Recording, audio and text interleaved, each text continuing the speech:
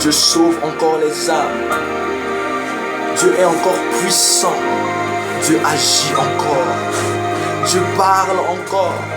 Dieu opère encore. Il n'est pas un Dieu historique. Le doute, l'hésitation, la peur a rendu Dieu historique.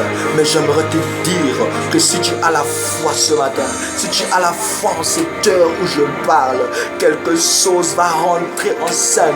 Parce que le doute a rendu Dieu historique pour toi. Le doute a rendu Dieu historique pour toi. Le doute a mis Dieu à des milliers de kilomètres à ta vie. Mais j'aimerais te dire que la foi enlève la distance. La foi enlève la distance.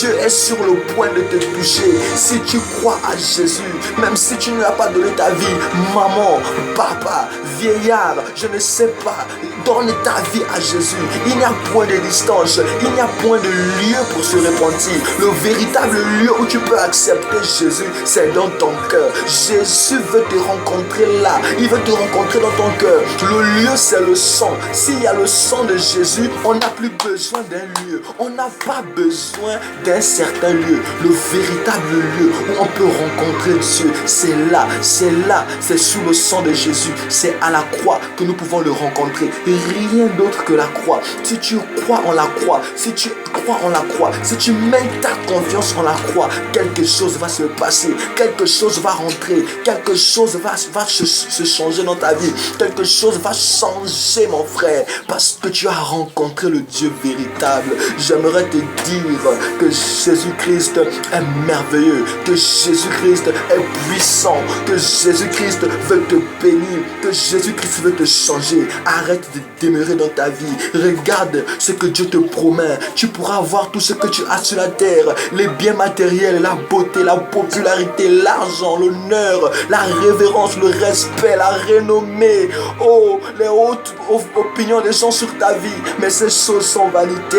Les mêmes personnes qui vont t'élever, ces mêmes gens un jour viendront là pour encore chanter ta mort. Frères et sœurs, c'est vanité. Il y a la vie éternelle que Jésus-Christ a prévue pour tous ceux-là qui lui donneront leur vie. Seigneur, je t'en supplie que ces petits mots fortifient ton peuple. J'ai des petits frères, des petites sœurs, des frères en Christ, toute une famille, frère, Seigneur, dans ce monde. Je prie que cette prière les fasse du bien, qu'ils réalisent qu'après qu'ils se sont réjouis dans ce monde, après ces vanités, ces choses passeront comme un vent, ces choses passeront comme une année, ces choses passeront comme un siècle. Les siècles ne restent pas éternellement. Même si je vis 1000 ans ne sera pas comparable à la vie éternelle. Éternel dira, il n'y aura plus de temps, il n'y aura plus de retenue, il n'y aura plus de date. Ce sera pour l'éternité. Emmène les gens à croire à cela. Emmène les gens à croire à l'éternité. Ramène-nous à l'éternité. Ramène ton peuple à l'éternité. Je t'en supplie, nous voulons l'éternité. L'éternité qui change. L'éternité, Seigneur, où nous pouvons vivre une vie pleinement en Jésus. Accorde-nous cette grâce. Au nom de Jésus. Que ton nom soit béni, Papa. Gloire et louange à toi, Seigneur. Au nom de Jésus. Seigneur, je t'en supplie. Le monde meurt.